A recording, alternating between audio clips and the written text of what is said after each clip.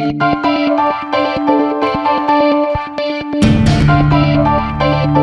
and welcome to A Spirited Debate. I'm Lauren Green. A recent Pew study on the changing landscape of religion in the United States showed that Christianity is losing ground in the nation, while the number of people who don't identify with any religion is increasing.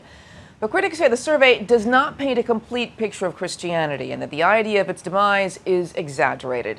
Here to explain is Dr. Richard Land, president of Southern Evangelical Seminary. Welcome to you, Dr. Land. Thank you. Good to be with you.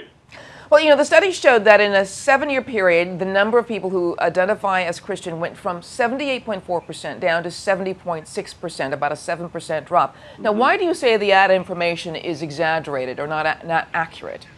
Well, when you go look inside the numbers, yes, mainline Christianity has declined and Roman Catholicism has declined, but evangelical Christianity actually grew in absolute numbers, although it lost a little bit of ground vis-a-vis the growth in population. In fact, the only two Christian groups that grew during that period of time were evangelical Christians and historically black churches, both very conservative traditionally and very orthodox.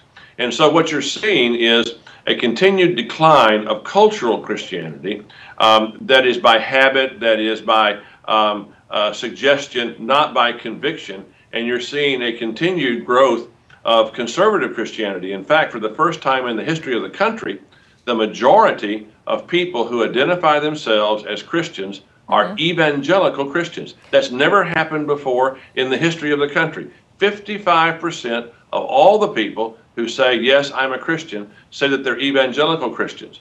Now, the decline of cultural Christianity is bad news for the country, but it's not necessarily bad news for authentic traditional Christianity.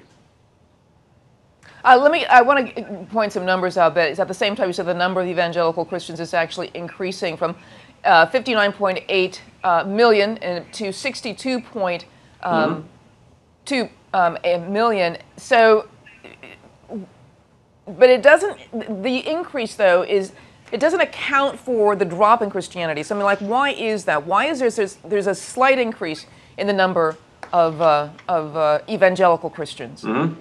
Well, if you look inside the numbers again, what they call switching in the polling for mainline Protestants and for Roman Catholics, there were 4 people who left those traditions that had been raised in them for every person who came in. Among evangelicals, 8% left who had been raised evangelical, 10% came in from outside those traditions as adults, as converts to evangelical Christianity.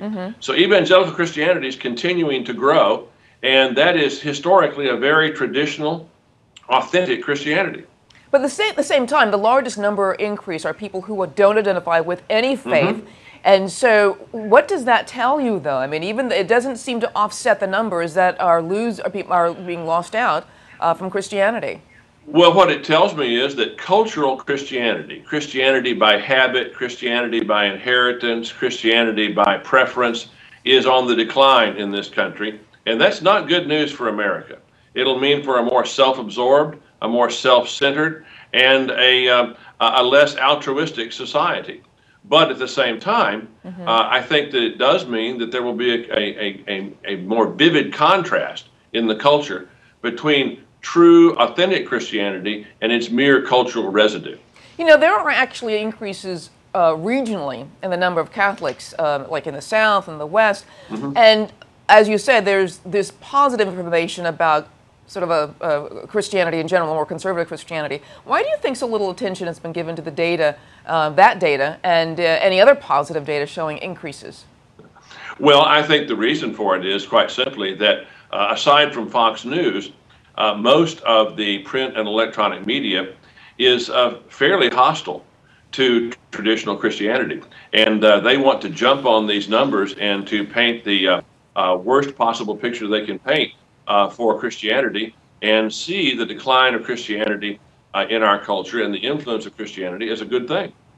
What do you think? What would you recommend, though, to Christians, though, in the sense that Christianity has not done a good job of catechizing its own people and have left it sort of to a culture at large to sort of influence their faith? And what does that say about the people who are actually Christians and who are of the ministry to bolster their faith? Well, I think that that the reality is that we have not done a good job in any of our Christian traditions. We've not done as good a job as we should have of catechizing and discipling our people. And we haven't been practicing what we preach. One of the reasons people are leaving is they're disillusioned because we have a lot of people who talk the talk, but they don't walk the walk. But I think that that gap is going to narrow as people leave who are nominal Christians and people who are authentic, traditional Christians who really practice their faith. They're going to stay and they're going to grow. And then the culture will see a more vivid contrast between those who have previously claimed to be Christians and claimed to be operating within the Christian faith, but who weren't behaving as if that faith really made a difference in their lives. Very interesting stuff. I want to thank you very much, Dr. Richard Land, president of Southern Evangelical Seminary. Thank you so much for being on A Spirited Debate. Thank you. And thanks for watching.